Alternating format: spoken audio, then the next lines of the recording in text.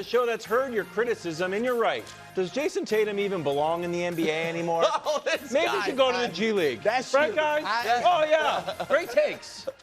Enough. Who said that? Nobody, but okay. He has been called Paul George. No, the Kobe Bryant of Paul George's. That was nice. Fine. That like, was I don't nice. know, Jason Tatum, has he ever done anything? Just Google it. Just Google Jason Tatum. And you know what's going to come up? Jason Tatum with a finals trophy. I mean, today what might come up is the Kobe Bryant Paul George's. But that had 2 bad games. Yes. I don't know. Nah. Does he have any eligibility left at 2? People are going way too extreme. Maybe he can replace Cooper Well, Flag. you know what? The world needs balance because 2 games ago, people were going a little too extreme. Is he going to be the best player in the league in the face of the league? Well, so sometimes the show was saying that. Yeah. The show. We're closer to the face of the league. He's one of the Been top out 5. of the league? I don't know about that. All right, we're starting with no Steph, no chance. Wolves never trailed in this one as they cruised to a 24-point victory to even the series at 1 apiece. Playoff Jimmy, okay. He only took 13 shots, 17 points, 7 rebounds. It's gonna be needed. Like maybe if we get to, we need it. Were you surprised that Jimmy had a relatively quiet game? No, because so I had skepticism on what playoff Jimmy was going to look like this year with a month left in the year because playoff Jimmy from a statistical perspective in Miami meant his numbers jumped like 5 or 6 points per game from the regular season to playoffs, which is remarkable. That's what Jamal Murray's done for his career, and it's the biggest jump for a career in league history. The reason for my skepticism was what that meant in Miami was he went from being a guy scoring 21 or 22 a game to a guy scoring 27, 28. When this year in Miami and in Golden State, he was more like 17 a game. So even if you have that jump, is it as impactful? Then he scored 30 in game 82 and 38 in the game that doesn't count to history, but I watched it happen, the play-in game. It's like, oh, maybe I was going to be wrong. And then he fell on his butt and hurt himself. And so I don't know if he was going to be able to activate. I do know that since then he has not been able to activate. He's still obviously a good, impactful, smart player. But what they need from him and what they needed from him last night was what he was implying there at the end. Oh, I could have given, but the game didn't. I didn't think the game demanded it. The game demanded it. Yeah. They couldn't score at all. I didn't think Minnesota played that well, and they were in control the entire time. So I'm not surprised because I don't think he's quite as good as he was a few years ago. He's not 100% healthy, and as limited in talent as those Heat teams were, they at least had a bunch of guys you had to trust as shooters. You know what I mean? That created some space for Jimmy to work in the middle. This Warriors team doesn't have as much as that, particularly with the lineups they're playing. So, no, I wasn't surprised. Yeah, I was more surprised by his quote. I said yesterday the 24.5 was the over-under. I expected under 24 points. But for him, Jimmy, like you said, it's needed, bro. Yeah, probably. 40, 43, 53, whatever. 53. Like, you have to go down swinging. Yeah. And I agree with Nick. I don't think he's 35 years old. Yeah. Even when he was at his best, and he was very good, he's a Hall of Fame player. He's not LeBron James. He's not Steph Curry. He's not somebody that just can dial up 30 points at will. He's not. No. He's a very, like I said, a future Hall of Fame player, guts, will, toughness, all of that. And at 35, he does have to flip the switch from a second option, which is what his quote suggested, to a first option. Yes, he was a second option with Steph, perfect second option, accepted that role, does all the little things and can score. That's great. But now you're the first option. But the problem is, he's not a first option on a championship team anymore, and never has been. Never to win a championship. And so but I want him to go out swinging. There's nobody to pass to. He mentioned I get my teammates involved. Moses Moody airballed a 7-footer yesterday. Coming up I think that'll be a weird. Yeah. So, Jimmy, you got to score. This was your take on the Nuggets, where they're just trying to buy time and shorten the series to maybe get to a Game 7. Steve Kerr all year has been taking the long view. They're winning. He's like, I'm going to shut Steph down. The Warriors played 14 guys in the first half yesterday. Here was his quote after it. We went into the game thinking we'd play a lot of people, short burst minutes, try to protect Jimmy and Draymond. They've been playing huge minutes every other day, flying all over the country. Yeah. We had to weigh that. So do you think there's an element of, I don't want to say give away the game, but Steve, they did wave the white flag early in game 5 against the Rockets. So it's like Steve Kerr, like, this isn't our game. So I'm not going to, we got. I don't think they went in. They went in trying once it gets away from just you. kind of be. But they still, I guess Jimmy still played 34 minutes. And here's the, listen, you guys know how great of a coach I think Steve Kerr is. I view him playing 14 different guys a little bit differently. And he had another quote about, hey, we had a way we were playing that was working. It was once they got Jimmy, that really revolved, obviously, around what the offense Steph creates for himself and for everyone else by virtue of being on the floor. He goes, we have to create a whole new style on the fly. Right. I looked at yesterday as like live auditions. Yeah. You know what I mean? Like, they played 14 guys in the first quarter. Right. And so that's exactly what it was. And so it was that, and you know who might have came out of it? Like the one positive of the Warriors, like, oh, is that a heartbeat from Jonathan Kuminga? Mm-hmm. You know what I mean? After he had been put on ice, because they're going to need him. And I give him credit, right? His attitude. I'm sure they've talked to him, but he's shown a good attitude. Correct. Yeah. And so I just think I thought they were at a significant disadvantage in the series with Steph playing. Now Steph isn't playing, and what your point that I thought was a fun thought exercise of if the Warriors were just giving Jimmy Butler, like that, how we look at it. We now, to me, we have a few weeks of playoff basketball to say Jimmy Butler right now is making it up, 18th best player in the world. And if that guy's your best player, unless, you know what I mean? He's not as good as Anthony Edwards. Right. And so you're going to be in a rough spot, particularly if the best guy on your team is right around, top 20, and he's on the court with Quentin Post and the lacrosse kid, and, so like. Who plays well when he's in there. Right. I mean, he's better than I would expect. Yeah, it's better than I would expect, but he is still the lacrosse kid. I mean, it's a tough spot. No, it's a tough spot. Okay. Moving on. Second quarter, Draymond fouled by Naz Reid, but the resulting flail earned Draymond a tech. Steph then talked to Draymond, and Steve Kerr eventually subbed him out of the game. And now in the fourth quarter, while Draymond was on an exercise bike, a fan was ejected for allegedly directing a racial slur at Draymond, according to The Athletic. For your reaction. Well, Draymond was obviously very upset. And he almost looked at time like a little out of breath, like he was maybe even a little uncomfortable. He loves talking, for him not to talk after the game and stuff so he obviously was upset. He had the incident with the fan. And I think that may have triggered what he said. Because Draymond, to my knowledge, I've never heard him talk about being portrayed as an angry black man. And he's obviously had plenty of opportunities to do so. So if he was triggered or something that fan said led to this comment by him, he gets a full pass from me on this. If he was, triggered by that, then that's fine with me.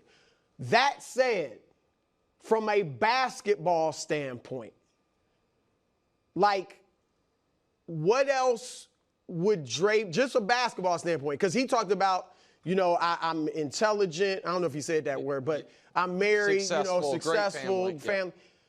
The thing, and all that I think is true. But the fans, most people only know Draymond from what he portrays on the court. They don't know about your family life. They don't know what you're like with your wife and your children and in the community and things like that. And so people looking at you, Draymond, just on the basketball court, what would you expect them to think you are? Now, I'm not playing into or defending the angry black man stereotype, but you can be a black man and be angry just because you're a human being. Right. Like we're human beings. We have the right to be angry just like anybody else. And in this society, what's happened to us, what still happens to us, we should be angry at times. So I'm not saying he can't be angry, but I'm saying, like, the way Draymond, he said he's portrayed as an angry black man. And he's sick of it. He portrays himself as an angry and unruly black man, a man who's black. There you go. On the basketball court. Yes. Like he's punched out a teammate who happened to be black. He's strangled an opponent, Rudy Gobert, who happens to be black. He's cussed out famously his head coach. He's white. He's kicked and smacked numerous players, most of whom are probably black. And so I'm just saying, like, you don't have to be the angry black man stereotype to be a man who's black, who comes off as angry. And so I'm just saying to Draymond, and look, as a strong, smart, successful black man, I'm with you, Draymond.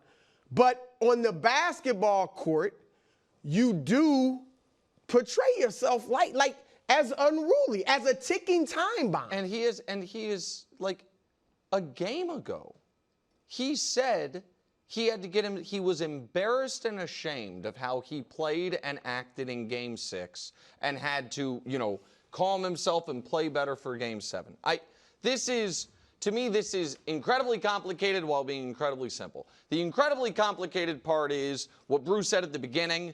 What did the fan say? As the Athletic reported, the fan threw a racial slur at him. What that built up in Draymond, and that then there is also the added baggage, like you're talking about, of that black men in America might feel they carry around all the time of, like, you know what I mean? Are you going to portray me some way, particularly a guy who's 6'6", or all that stuff? That is complicated and messy, and there's a lot there. Then there is the utter simplicity to me of the way Draymond is portrayed as a basketball player is the doing of one person, one person only, and it's Draymond Green. Right. And it is. So I agree with, Wilds and I have talked about this off the air, and I think on the air as well. We both have people we either have done business with or are good friends with that are tight with Draymond and swear by Draymond the guy. And everything he said about successful, intelligent, great family guy, that's all obviously true. It is all, to me, also wholly irrelevant to this fact. He, with regularity, loses control on the basketball court, unlike any player in modern NBA history. The only comp with this regularity was Rodman, and Rodman didn't then go out and play victim. And I'm not talking about Rodman was different. Different, it was like not really going at opponents and people like right. that. But Rodman also understood he was courting this criticism and leaned into it. And for Draymond at the end there to say, I'm tired of it, I'm sick of it, as if we could. So yesterday, after run the hit and then his reaction when he found out he got the technical foul, I think someone with self-awareness would recognize 99% of NBA players, after getting a technical foul for that, if what they then did was this and walk up to the ref, they would be thrown out of the game. Yeah. And if the playoffs, just run now the clips. He is at 5 technicals, 2 flagrants these playoffs. It is almost a daily game occurrence where he has done something that none of these are unreasonable technicals. None of these are unreasonable where it's like he's getting picked on.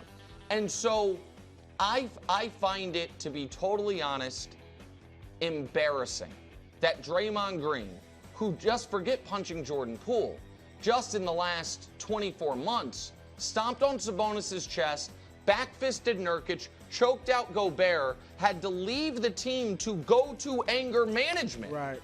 To then be like, act like he is being unfairly targeted. I view it, Brew, as actually the opposite. I think he has the longest leash with officials of any player I've ever seen. He does. And so I don't think he is unfairly targeted the way I felt Rashid used to be for technicals. You know, and I felt like Rashid could just look at a ref. They'd be like, forget it, tech. I think Draymond gets away with more than any player I've ever seen. And for him to then say this, I think is really just a cop-out. And where the leash really shows up is after the first tee. Yes. Because they're like, we don't really want to eject him. We know he's a great player, how important he is to his team. So they give him a lot of rope after that first tee. And for Draymond to say an agenda, so why'd they pick you? Well, there's 400 black players in the league. Well, why you to be the one that's going to, the agenda's against? So it's just, and again, if this was a result of that fan, I'm with you, Draymond. I support you. But if this is from a basketball standpoint, you just do portray yourself as this angry, unruly man who happens to be black. Can I add one other thing? Because there has been, in the last 4 nights of NBA playoffs, 3 separate instances of a player who was fouled and then flailed into a guy's head. Draymond I keep forgetting who it was against in game 1, but it was Draymond in game 7 against Fred VanVleet, Joker against Lou Dort in game 1, and then Draymond last night. Joker's was adjudicated as a flagrant, as Draymond's, both of them, were adjudicated as a dead ball technical, and that, I think very clearly, is another example of them trying to cut Draymond a bit of a break because they know the flagrant points are accumulating and he could get thrown out. And that's kind of a gray area, because that's a flagrant foul, but technically if it happens after the whistle, you can call it a technical, whatever it is. And so I think somebody who, it's 9 years ago, he got suspended from a finals game for this stuff. 9 years ago. And for him to say, woe is me, they're out to get me, and I think also invoke race in a way, again, the fan thing, it complicates it, but as Bruce said, this is an overwhelmingly black league, and the idea that it's as if it were, as if it were the demographics of the NHL, and it's like one of the few black guys you're always giving 5-minute majors to, that just doesn't pass, to me, the smell test on this. Can I ask you a question, Brew? Yeah. This is do you remember when in the finals in the Celtics, I didn't pull the video. He stood over Jalen? Stood over Jalen Brown. Pulled his pants. And he was trying to get up, and then afterwards he had a quote that said, like, I knew I had them at that point. The quote, and then both Jalen and Draymond were on TNT, I think a year or 2 later. And this is the quote from Jalen Brown to Draymond. When you went to that level of force in the finals, we weren't ready, but we're going to be ready this time. Is there an element of the word angry black man, or the phrase that is sort of triggering, and you see Steve Kerr and even Rudy Gobert is like, he is a fierce competitor. Is he getting, do you think that he wants to be viewed as a fierce competitor and that's what it takes to win on the highest level? And I'm fierce, the most fierce competitor, but I'm not angry. Does that make sense that he well, yeah, is trying to I think balance I know those what you're two? saying. I do think he uses that as a competitive advantage. And he's great at it. He is. He's the best at it. I mean, and he's got the rings to show it. Rodman used it, like several other players. He is kind of an enforcer. Yes. You know, but he's not out of control. He's like, I'm actually in control. Well, but I think that's where I do think he can lose. He feels like he's darn near out of control. Yeah, because Steph will try to calm him down. Curl, yeah, like the players, they seem to just be hoping and praying he does not do anything. Now, I will say this. This might play into what you're saying. He feels much different than Ron Artest did, or Metta World Peace. Yes. Yes. Ron felt scary. Felt like he would lose control. And who knows what he might. I mean, he was obviously a part of the malice at the Palace. But just even other incidents. I mean, I was at Madison Square Garden where he threw cameras and monitors in the tunnel, like after a game. So Ron definitely had more, I think, real issues at that time than Draymond. Draymond, it is part of his thing, part of his competitive advantage. He probably did that to Jalen to get in his head, no question about it. But he also looks at times like he's not, like he's just too far out of control, I guess. And look, and you can't expect regular human beings to decipher, well, is he angry? Is he doing it on purpose? Like, he looks angry. But it also, he looks angry. Also, I am not criticizing. I think there is a basketball edge that can be gained from, if you foul me, I might hit you in the face. Yeah. So, maybe don't guard me as tight. Like that, and you know what? I'll deal with the penalty. Like that, you can give, there's a real pro and con to it. The game, he got a flagrant and a technical against Houston. Game 4, I think it was. It was when Şengün missed. I came on here and I said, put that game on Draymond's tombstone because he did every single thing he could do up until the line. That's totally separate from then after the penalty comes in, you lose your mind on the ref. Steph has to calm you down and they might kick you out. There's no competitive edge gained from that, and there is no competitive edge from not taking accountability after the fact. And he even said a few games ago, in the Houston series, I lost control. I was right. He apologized to his teammates. So, and like you said, went to anger management. Man, was that just a PR thing or was it real? But he did go there. So, yeah, it's. Thanks for watching. Subscribe here to get more from the show and to check out clips from other shows on FS1.